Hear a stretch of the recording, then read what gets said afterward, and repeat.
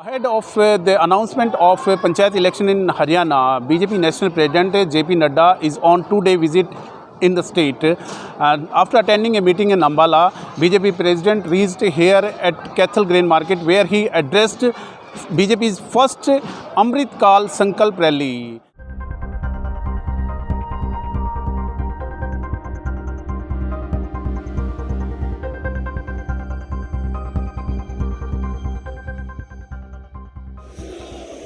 आज के इस जनसभा में मंच पर उपस्थित हमारे हरियाणा के यशस्वी मुख्यमंत्री सम्माननीय मनोहर लाल खट्टर जी, हमारे प्रदेश के जुझारू अध्यक्ष श्री ओम प्रकाश धनखड़ जी, हमारे प्रभारी और महामंत्री हमारे श्री विनोद तावड़े जी, हरियाणा सरकार में मंत्री हमारे वरिष्ठ साथी संदीप सिंह जी, श्रीमती कमलेश ढांडा जी, मंत्री हरियाणा सरकार, संसद में मेरे साथी श्री नायब सैनी जी, हमारे विधायक लीलाराम गुर्जर जी, सुभाष सुधा जी विधायक, हमारे प्रदेश के जुझारू महामंत्री श्री वेदपाल जी जो आज के मंच संचालक भी हैं, पवन सैनी जी प्रदेश के महामंत्री,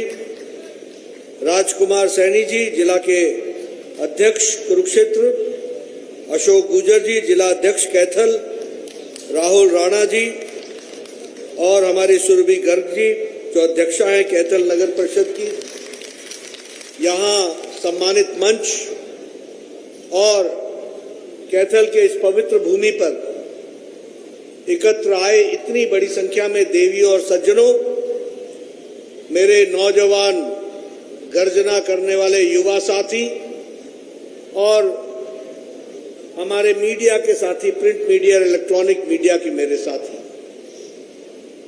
मेरा ये सौभाग्य है कि मुझे आज कुरुक्षेत्र के कैथल स्थान में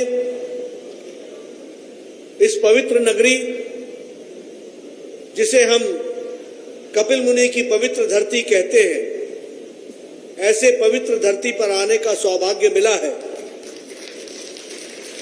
और ऐसा भी बताया जाता है इतिहास में कि धर्मराज युधिष्ठिर ने इस कैथल को, कपिल स्थल को बसाने का भी काम किया था। ऐसे पवित्र भूमि पर मुझे आने का मौका मिला। मैं अपनी ओर से इस पवित्र भूमि को नमन करता हूं और आशीर्वाद लेकर अपनी बात को प्रारंभ करता हूं। हमारे ओम प्रकाश धनखड़ जी कह रहे थे कि हरियाणा वीरों की भूमि है। मैं उनके साथ बिल्कुल सहमत हूं। हरियाणा किसानों की भूमि भी है, जवानों की भूमि भी है, खिलाड़ियों की भूमि भी है, पहलवानों की भूमि भी है और भारत की संस्कृति की रक्षा करने वाली पवित्र भूमि है, तो वह हरियाणा है, उसको मैं नमन करता हूं।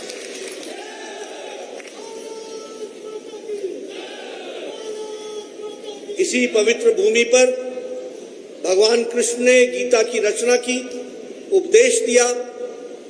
ऐसी पवित्र भूमि सच में हम सबके लिए प्रेरणादायी है। मित्रों,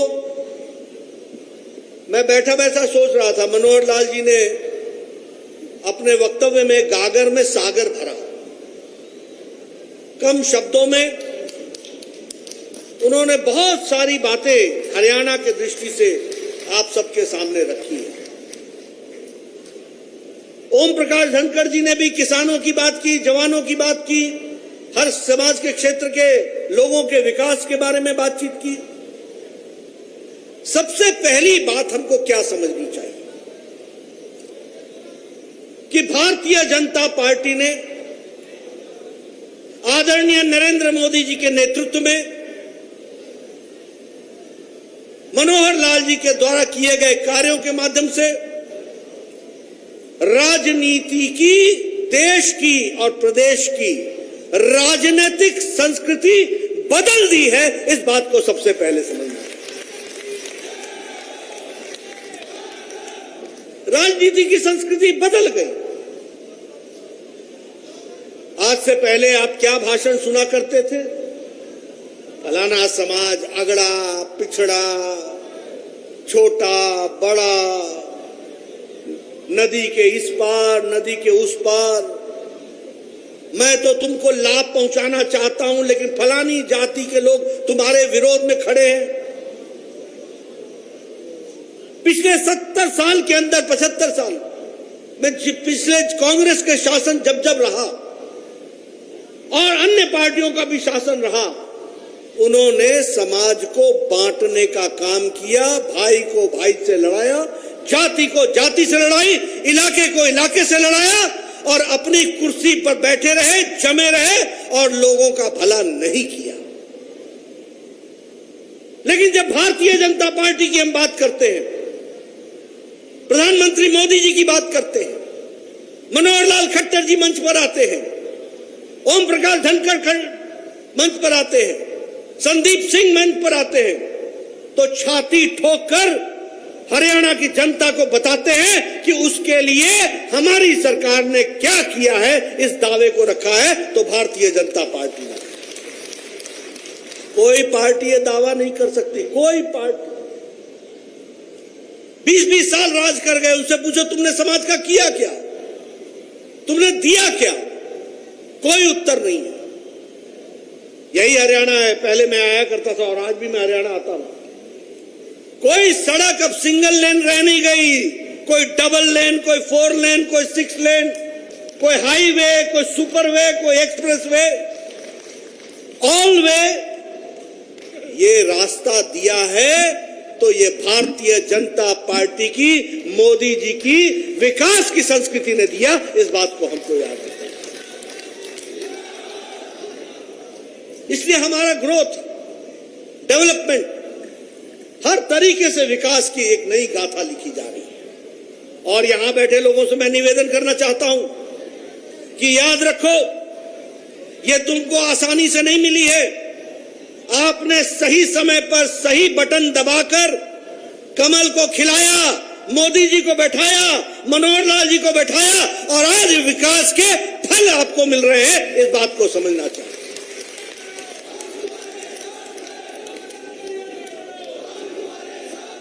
इसीलिए मैं हमेशा कहता हूं, उजाले का मजा लेना हो तो अंधकार को याद रखो, अच्छे दिन को याद करना हो तो बीते हुए बुरे दिनों को भी संजो के रखो, तभी तुमको ध्यान में आएगा कि सत्ता पर सही आदमी बैठने से कैसे फर्क पड़ता है।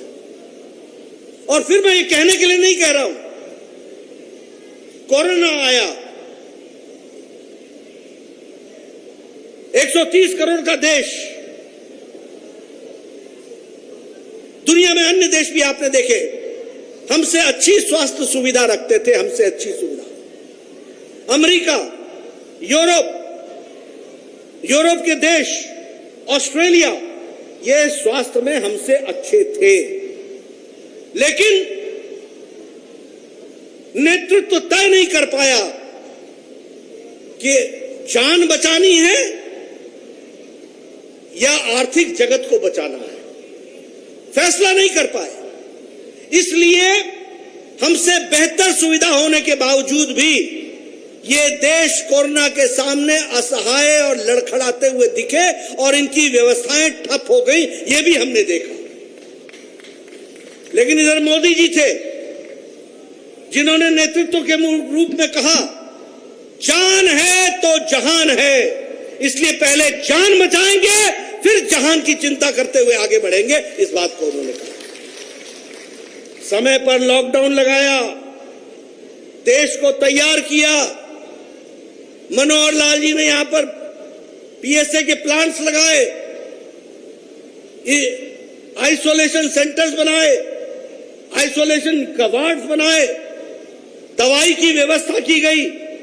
हर तरीके से तैयार होने के बाद धीरे धीरे लॉकडाउन उठा करके तब मोदी जी ने कहा, अब जान भी है और जहान भी है, इसको याद रखें।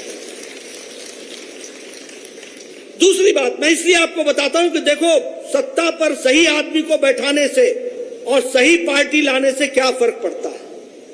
फर्क यह पड़ता है, मैं स्वास्थ्य मंत्री रहा हूं, देश का भी और प्रदेश का भी, पूरे 10 साल स्वास्थ्य मंत्री रहा हूं। इस देश में पोलियो की दवाई को आने में 28 साल लगे। इस देश में ट्यूबरक्लोसिस की दवाई को आने में 30 साल लगे। इस देश में चिकन पॉक्स की दवाई को आने में 35 साल लगे। इस देश में हमारे डिप्थेरिया की दवाई के लिए आने के लिए 20 साल लगे। इस देश में जापानी बुखार की दवाई आने में 100 साल लगे। 1906 में दवाई आई थी, 2006 में भारत में पहुंची। ये था हमारा देश, ये थी हमारी स्थिति। और मोदी जी को आपने बैठाया, प्रधानमंत्री बनाया। कोरोना जनवरी 2020 को आया, अप्रैल में उन्होंने टास्क फोर्स बैठाया और 9 महीने के अंदर एक नहीं 2 वैक्सीन देश को दे दी और दुनिया को दे दी। ये भी हमको याद है। मित्रों, ये जो आप आजकल आपने देखा है ना तस्वीर जो बाइडेन की, देखते हैं ना टेलीविजन में, देखते हैं ना, मास्क लगा के आते हैं, मास्क उतारते हैं, मास्क फिर भाषण देते हैं। और यहां मैं देख रहा हूं आप सब लोग, एक ने भी मास्क नहीं पहना है, नजदीक नजदीक बैठे हैं। ये सुरक्षा कवच किसने दिया? ये नरेंद्र मोदी ने आपको सुरक्षा कवच दिया, देश को बचाया है और 130 करोड़ के देश को बचाया। 217 करोड़ इंजेक्शन डबल डोज लगा है, 217 करोड़। अब बूस्टर डोज लग रहा है, उसके लिए भी हम लोग पूरी तेजी से काम कर रहे हैं, तीव्र गति से काम कर रहे हैं। और भारत ने वैक्सीन मैत्री में 22 करोड़ से ज्यादा वैक्सीन 100 देशों को दी है और 50 देशों को मुफ्त में वैक्सीन दी है। ये भारत है, हमको समझना चाहिए। यानी अब भारत लेने वाला नहीं है, भारत देने वाला बन गया, भारत दुनिया को दिशा देने वाला बन गया। ये इसलिए मित्रों, मैं जब बात करता हूं तो सिर्फ इसलिए नहीं करता हूं कि देश आगे बढ़ रहा है। देश आगे नहीं बढ़ रहा है, देश छलांग लगाते हुए आगे बढ़ रहा है। और ये इसलिए है कि सही समय पर आपने सही बटन दबाया था, उसका नतीजा है कि आपको सही फल मिल रहा है। ये भी हमको समझना है। मित्रों, एक समय था, लोग कहते थे कुछ नहीं होता, कुछ नहीं होता, कुछ नहीं बदलेगा, कुछ नहीं बदलेगा। आज समय आ गया है कि हम गौरव के साथ कह सकते हैं, बदल सकता है, बदलेंगे, मोदी है तो मुमकिन है। ये हम कहते हैं। इसलिए मित्रों, विकास के दृष्टि से अगर हम बात करें, आज 2023 में United Nations general assembly millets year मनाने वाला है, मोटा अनाज। यानी जिस बात को भारत बोलता था पहले से कि हमारे स्वास्थ्य के लिए मोटा अनाज जरूरी है, बाजरा जरूरी है, बाकी हमारे लिए जरूरी है, तो उस समय लोग हंसा करते थे। लेकिन इसी बात को जब हमने दुनिया के मंच में कहा तो यूनाइटेड नेशंस जनरल असेंबली ने 2023 को इंटरनेशनल मिलेट ईयर घोषित कर दिया है और इसको समर्थन देने वाले 72 देशों ने भारत का साथ दिया है। यह भी हमको समझना है। अंतर्राष्ट्रीय योगा दिवस, मोदी जी ने यूएन नेशनल जनरल असेंबली में अपील की कि हमको स्वस्थ रहना है, योगा दिवस होना चाहिए। 70 से ज्यादा देशों ने समर्थन किया। इंटरनेशनल योगा दिवस 21 जून मना रहे हैं। यानी भारत अब दुनिया को दिशा दे रहा है और दुनिया उसको फॉलो करती है। इस बात को भी याद रखना है। मित्रों, अगर मैं इंफ्रास्ट्रक्चर के डेवलपमेंट की बात करें, आज हम प्रतिदिन 37 किलोमीटर प्रतिदिन नेशनल हाईवे बना रहे हैं, 37 किलोमीटर। यही यूपीए की सरकार में 4 से 5 किलोमीटर बनती थी और यही आज 37 किलोमीटर बन रही है। यही आज 9.5 किलोमीटर रेलवे लाइन बन रही है प्रतिदिन। और उसी तरीके से 220 नए एयरपोर्ट बन रहे हैं। 220 नए एयरपोर्ट। बदल रहा है भारत, विकास की एक नई कहानी लिखी जा रही है। अभी किसान की बात हो रही थी। आप बताइए, सभी लोग बोलते हैं किसान नेता, किसान नेता, किसान नेता, ये किसान नेता थे, वो किसान नेता थे। जो काम मोदी जी ने किसानों के लिए किया है वो कोई आज तक नहीं कर पाया है। इस बात को हमको याद रखना चाहिए। बताइए, प्रधानमंत्री किसान सम्मान निधि मोदी जी ने दी कि नहीं दी? 11.5 करोड़ लोगों को 11 किस्तों में 2-2 हजार रुपए दिया कि नहीं दिया? 1,37,000 करोड़ रुपए लोगों के खाते में पहुंचाए कि नहीं पहुंचाए? और इसके बीच में कोई बिचौलिया नहीं है। रुपया का 15 पैसा नहीं पहुंचता, रुपया का रुपया पहुंचता है और पूरा पहुंचता है। इसको भी याद करना है। मित्रों, अभी 11वीं किस्त मोदी जी ने शिमला के रिज मैदान से एक बटन दबाकर उन्होंने किसान की 11वीं किस्त रिलीज की 31 मार्च 2022 शिमला के रिज मैदान से। और देखिए कैसा बदला हुआ भारत है। 15 सेकंड के अंदर 11 करोड़ किसान के खाते में 2-2 हजार रुपए और 37,000 करोड़ रुपए पहुंच गया। ये भारत बदलता है। इसको हमको 15 सेकंड के अंदर आपने वो मीटर देखा होगा कैसे घूम रहा था। 15 सेकंड के अंदर लोगों के खाते में 2-2 हजार रुपए जा रहे थे और 15 सेकंड में 11 करोड़ लोगों को मिल गया। और कोई बिचौलिया नहीं, कोई बीच में नहीं। इसलिए मित्रों, आपसे निवेदन है, जब चुनाव आए ना तो बीच में कोई बिचौलिया मत रखना। सीधा कमल और तुम्हारी उंगली, उसके बीच में कुछ नहीं चाहिए। ये याद रखना। हम अगर बात करें किसान के बजट की, तो जो 2014 में 1,46,000 करोड़ रुपए खर्च हो रहा था, आज 6,31,000 करोड़ रुपए खर्च हो रहे हैं। उसी तरीके से अगर हम बात करें कृषि सिंचाई योजना की, तो 93,000 करोड़ रुपए एलोकेट हुए। प्रधानमंत्री फसल बीमा योजना की बात करें तो 1,20,000 करोड़ रुपए के क्लेम को सेटल किया गया है। अगर हम बात करें जय जवान की, तो आपको जान करके खुशी होगी कि भारत अब आज ही आपको मालूम होगा कि प्रधानमंत्री जी विक्रांत को, जनता को, देश को समर्पित कर रहे हैं। पहला इंडिजिनस वॉरशिप होगा जो धरती पर समुद्र में आदरणीय प्रधानमंत्री जी उसको आज लॉन्च कर रहे हैं। लेकिन इसके साथ साथ हमारा निर्यात जो 1,500 करोड़ का था, आज वो 8,400 करोड़ रुपए का हो गया है। यानी भारत अब दुनिया को आम सप्लाई कर रहा है। अपने आप तो बना ही रहा है, अपने लिए तो तैयार हुआ ही है और अपने लिए तो सारी चीजों को ठीक किया ही है। और अगर हम ओलंपिक्स की बात करें, खेल की बात करें, अभी हम टोक्यो की बात करें, अगर हम पैरा ओलंपिक्स की बात करें, हमको ओलंपिक्स में 7 मेडल्स मिले, पैरा ओलंपिक्स में हमको 19 मेडल्स मिले। मैं संदीप सिंह जी से बात कर रहा था, अभी कॉमनवेल्थ गेम्स हुई और कॉमनवेल्थ गेम्स बर्मिंघम में हुआ इंग्लैंड में, वहां 22 गोल्ड मेडल मिले। मैं ठीक बोल रहा हूं? 22 गोल्ड मेडल मिले। और भारत का झंडा और राष्ट्रगान 22 बार झंडा ऊपर गया और 22 बार राष्ट्रगान हुआ। बर्मिंघम की धरती इंग्लैंड में हुआ। ये हमको समझ, ये है बदलता भारत, ये है हमारी तस्वीर। और जब मैं खिलाड़ी की बात करूं और हरियाणा का नाम न लूं तो शायद मैं अन्याय करूंगा।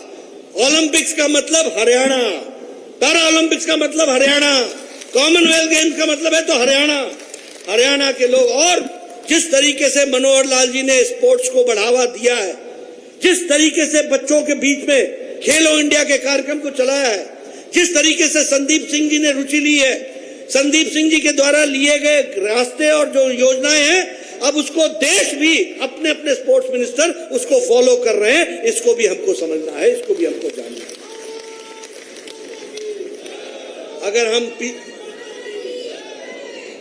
अगर हम पिछड़ी जाति की बात करें तो हमारे ओबीसी, हमारे जो अदर बैकवर्ड कास्ट थे, इनको आप आश्चर्य करेंगे, अभी तक संवैधानिक दर्जा नहीं मिला था। ओबीसी कमीशन को संवैधानिक दर्जा नहीं था। ये प्रधानमंत्री मोदी जी हैं जिन्होंने कहा, मंत्र लिया, सबका साथ, सबका विकास, सबका विश्वास, सबका प्रयास। तो हमारा ओबीसी भाई क्यों छूट जाए?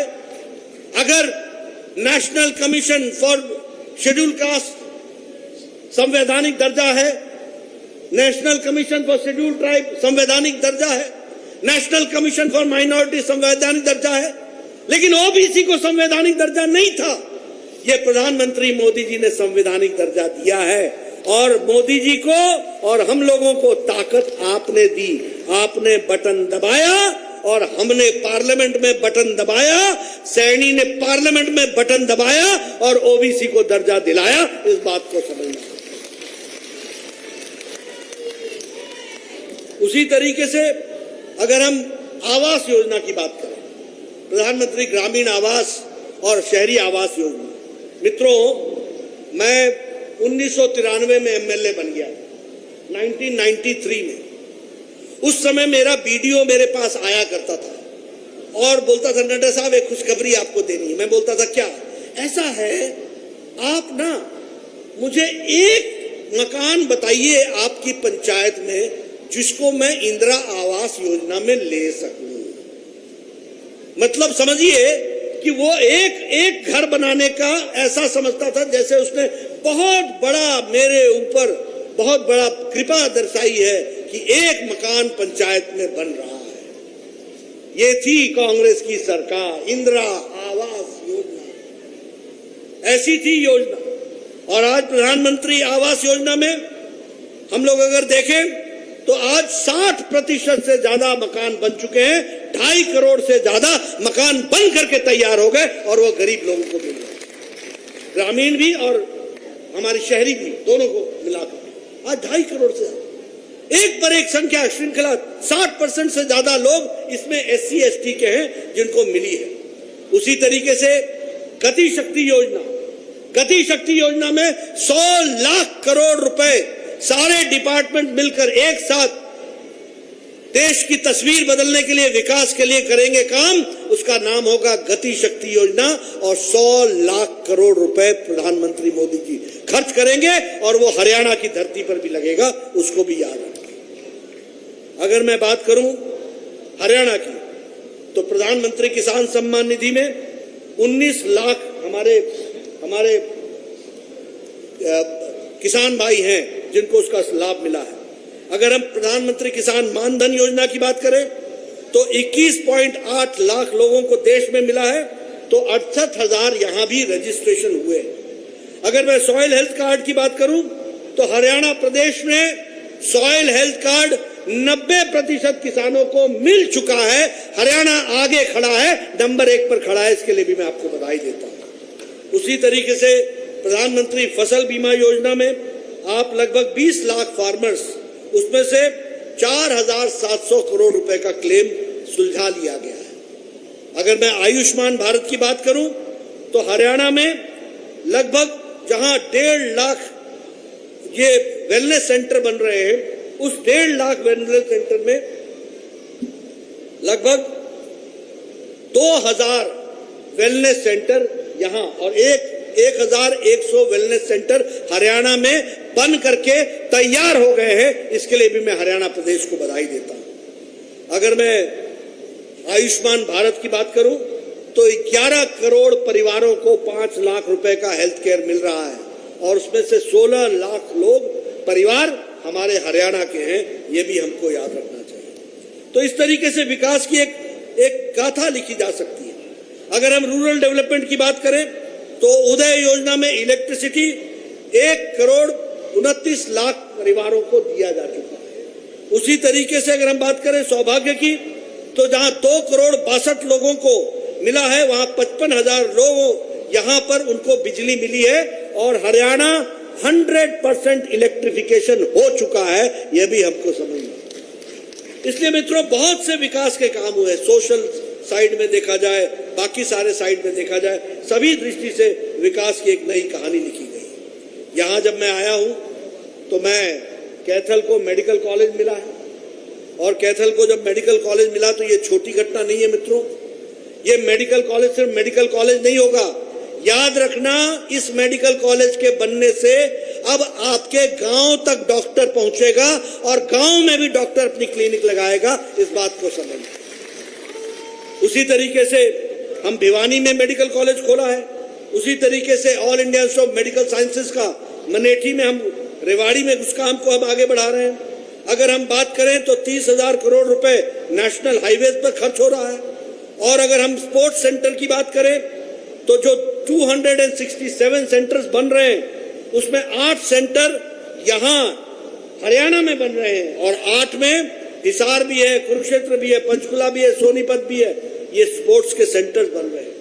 अगर हम फॉरेन डायरेक्ट इन्वेस्टमेंट की बात करें तो हरियाणा में इस वक्त 36,000 करोड़ रुपए विदेशी मुद्रा का निवेश हो रहा है। ये आज हरियाणा का जगह बनती है, जो आज निवेश की जगह बन रही है। दुनिया यहां निवेश करने आ रही है। ये बदलता हरियाणा है मनोहर लाल जी के नेतृत्व में, उसको भी हमको समझना है। नेशनल कैंसर सेंटर बना है, सबसे बड़ा centre national cancer centre Jhajjar में हरियाणा में बना है। आपके अंबाला में हमने कैंसर सेंटर दिया है, 72 करोड़ रुपए का, जिससे ज्यादा का लगभग 100 करोड़ रुपए उसमें खर्च हुआ है। उसी तरीके से यहां सोनीपत, सोना, मानेसर और खरकोडा एक ऑर्बिट का रोड बन रहा है जिसमें 5,600 करोड़ रुपए खर्च हो रहे हैं। विकास की दृष्टि से अगर हम कहें, जैसा मैंने कहा अंबाला में भी कैंसर सेंटर बना है, कॉमनवेल्थ गेम्स के बारे में मैंने आपके साथ चर्चा की है। अगर मैं हरियाणा के विकास की बात करूं तो मैं ये कह सकता हूं, तब और अब को मैं आपके सामने रखना चाहता हूं। 2014 में हरियाणा 8,700 मेगावाट प्रोड्यूस करता था बिजली। आज हरियाणा 12,500 मेगावाट बिजली पैदा कर रहा है। उसी तरीके से नेशनल हाईवे उस समय 2,050 किलोमीटर थी, आज 3,250 किलोमीटर नेशनल हाईवे हो गया। उसी तरीके से जो स्टेट हाईवे है वो 42,000 किलोमीटर थी, आज वो 50,000 किलोमीटर हो गई है। और स्टार्टअप की बात करें तो 75,000 स्टार्टअप में 5,000 स्टार्टअप हरियाणा के नौजवान कर रहे हैं। उनको मैं बधाई देना चाहता हूं, उनको मैं इसके लिए बहुत बहुत साधुवाद देना चाहता हूं। मैंने कैथल की बात की, कैथल के मेडिकल कॉलेज पे 997 करोड़ रुपए खर्च होंगे। कितने खर्च होंगे? कितने? 997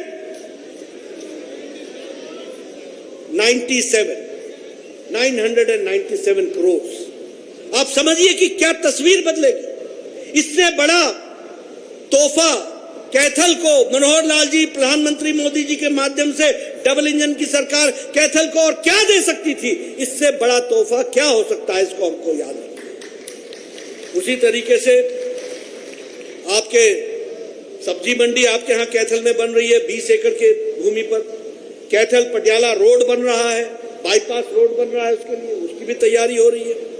और मुझे बताया गया है कि यहां पर बहुत से रिसर्च के कार्यक्रम चल रहे हैं, उनको भी आगे बढ़ाने का काम किया है। मित्रों, अब मैं इसके साथ साथ कुछ राजनीतिक बात भी आपसे करना चाहता हूं। राजनीतिक बात की दृष्टि से आपसे मैं एक निवेदन करना चाहता हूं। जो लोग भारतीय जनता पार्टी को समर्थन दे रहे हैं, मैं उनका बहुत बहुत धन्यवादी, एक राष्ट्रीय अध्यक्ष के रूप में उनका मैं बहुत बहुत धन्यवाद।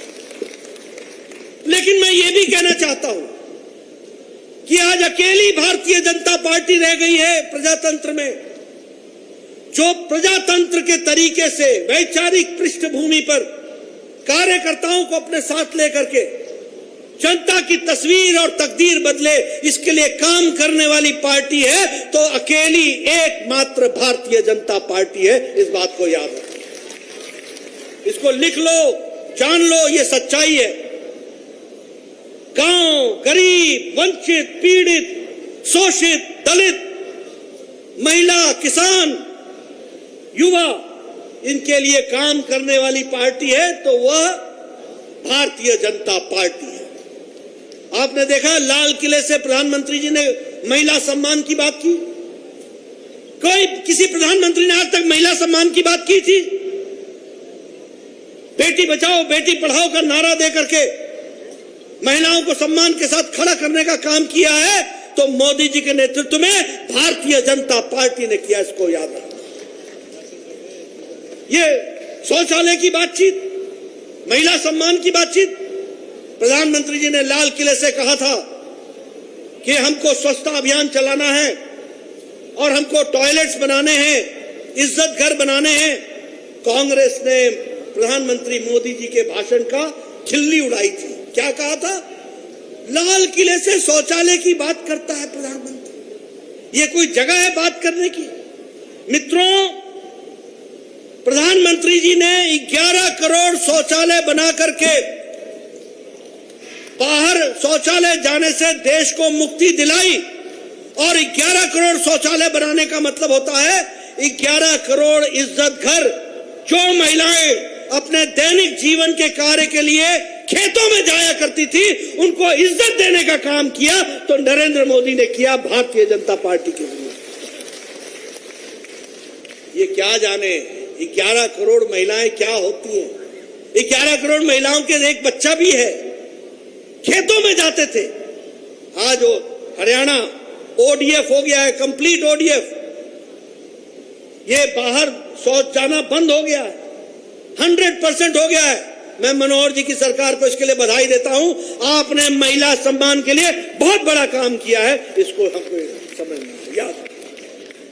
उसी तरीके से अगर हम महिला विकास की बात करें, महिला सम्मान की बात करें की, अभी हमारे ओम प्रकाश धनखड़ जी कह रहे थे, लाकड़ गोईठा और वो गोबर को इकट्ठा करके और वो चूल्हा जलाते थे। आजकल गैस का चूल्हा मिल गया है, टक से लाइटर से जलाओ, 5 मिनट में चाय पिलाओ, 15 मिनट में भोजन कराओ, पतिदेव को बोलो काम पर जाओ। ये फर्क किसने लाया? ये महिला सशक्तिकरण किसने किया? इसलिए काम करने वाली पार्टी है तो भारतीय जनता पार्टी है, ये याद रखना। दूसरी बात, अब हमारा विरोधी कौन है वो भी देख लो। हम लड़ किससे रहे, किससे हमारी लड़ाई है? पहली बात तो समझो कि कांग्रेस पार्टी न ये वैचारिक पार्टी रह गई, न ये राष्ट्रीय पार्टी रह गई, न ये प्रादेशिक पार्टी रह गई, ये भाई बहन की पार्टी रह गई, भाई बहन की पार्टी। कोई नहीं। अब आजकल मुझे बताया गया भारत जोड़ो, भारत जोड़ो। अरे पहले पार्टी तो जोड़ लो। पार्टी का हाल क्या है? पार्टी को तो जोड़ो। तुम्हारे पार्टी को लोग 50-50 साल पार्टी में रहने के बाद आपको गुड बाय कह के, अलविदा कह के जा रहे हैं। कभी तुमने सोचा है क्यों जा रहे हैं, क्यों छोड़ रहे हैं? 50 साल, 5 दशक जिसने पार्टी के लिए लगाया हो, खून पसीना दिया हो, वो आपको गुड बाय कह के जा रहा है। क्यों जा रहा है? इसलिए जा रहा है कि भारत जोड़ो तो छोड़ो, पहले पार्टी संभालो, इसको देखो। लेकिन मैं आपके सामने तस्वीर खींचना चाहता हूं। जम्मू कश्मीर, मैं किससे लड़ रहा हूं? Bharatiya Janata party. National conference क्या है? परिवार की पार्टी। अब्दुल्ला, फारूक अब्दुल्ला, उमर अब्दुल्ला। पीडीपी, मुफ्ती महबूबा मुफ्ती की पार्टी। आप पंजाब आ जाओ, शिरोमणि अकाली दल, किसकी पार्टी? परिवार की पार्टी। यहां आप कांग्रेस को भी देख लो, ये भी अब परिवार की पार्टी हो गई है। बाकी तो परिवार की पार्टियां थी। आप उत्तर प्रदेश की बात कर लो, इतना बड़ा प्रदेश, 24 करोड़ का प्रदेश है। भारतीय जनता पार्टी किससे लड़ रही है? समाजवादी पार्टी से। कौन है समाजवादी पार्टी? मुलायम सिंह और अखिलेश की पार्टी। नीचे साफ कांग्रेस 387 सीट पर चुनाव लड़ी और 387 सीट्स में 380 सीट्स में जमानत जब्त हो गई, सुपड़ा साफ हो गया। यह है कांग्रेस का। बिहार, हम किससे लड़ रहे हैं? परिवार की पार्टी। आरजेडी किसकी पार्टी है? लालू की पार्टी, तेजस्वी की पार्टी। बंगाल, हम किससे लड़ रहे हैं? टीएमसी कौन सी पार्टी है? ममता की पार्टी और अभिषेक की पार्टी, भाई भतीजा और मासी की पार्टी। बंगाली में बोलते हैं पीसी और भाईपो की पार्टी। आप नीचे आ जाओ, बीजू जी की पार्टी। आप उससे नीचे चले जाओ, आंध्र प्रदेश में वाईएसआर, जगन मोहन की पार्टी। किसकी पार्टी है? कांग्रेस से टूट करके परिवार की पार्टी है। तेलंगाना किसकी पार्टी है? चंद्रशेखर राव। कौन है ये? टीआरएस, तेलंगाना राज्य समिति। किसकी पार्टी है? बेटे की पार्टी, दामाद की पार्टी, बेटी की पार्टी, परिवार की पार्टी, बाकी सब की छुट्टी। तमिलनाडु किसकी पार्टी है? स्टालिन की पार्टी। डीएमके किसकी पार्टी है? करुणानिधि स्टालिन की पार्टी है। शिवसेना किसकी पार्टी रह गई? परिवार की पार्टी रह गई। और बाकी सब तो छोड़ करके चले गए, असल शिवसेना तो निकल गई। इसलिए मित्रों, एक तरफ लोगों की तस्वीर और तकदीर बदलने के लिए एक योद्धा के रूप में नरेंद्र मोदी देश की सेवा में जुटे हैं और भारतीय जनता पार्टी पूरी ताकत से उनके साथ लगी है। और लोगों के गांव, गरीब, वंचित, पीड़ित, शोषित, दलित, इनकी तस्वीर बदले, तकदीर बदले, भारत आगे बढ़े, इसके लिए काम कर रहे हैं तो भारतीय जनता पार्टी काम कर रही है। और दूसरी ओर अपने परिवार को बचाने के लिए, अपने बेटे को बचाने के लिए, अपने बेटी को बचाने के लिए, अपने भतीजे को बचाने के लिए, अपने फलाने को बचाने के लिए, अपने दामाद को बचाने के लिए, ये परिवार की पार्टियां ये खुद के लिए हैं, हम देश के लिए हैं, वो परिवार के लिए हैं। और तीसरी बात समझ लो, जो लोग भ्रष्टाचार की लड़ाई लड़ रहे हैं वो खुद ही बेल पर है, वो खुद ही बेल पर है। ये क्या लड़ेंगे? ये क्या लड़ पाएंगे? ये तो खुद इनकी पांव जंजीरों से बंधे हुए हैं। ये क्या लड़ाई लड़ेंगे? ये क्या जनता को देंगे? इसलिए मित्रों, जो भारतीय जनता पार्टी का समर्थन कर रहा है, मैं उनको बधाई तो देता ही हूं, लेकिन मैं उनको यह भी बताना चाहता हूं कि आपने सही रास्ता पकड़ा है मोदी जी के नेतृत्व में। और मनोहर जी जो यहां अच्छा काम कर रहे हैं उसको आप आशीर्वाद दीजिए, हरियाणा को तीव्र गति से आगे बढ़ाइए, भारतीय जनता पार्टी को आगे ले जाइए और परिवार वालों को परिवार की चिंता करने के लिए छोड़ दीजिए। आप जनता की चिंता करना शुरू करें, उस काम को आगे बढ़ाएं। इन्हीं शब्दों के साथ बहुत बहुत धन्यवाद। जय भारत, जय हरियाणा। Parveen Arora, Tribune network.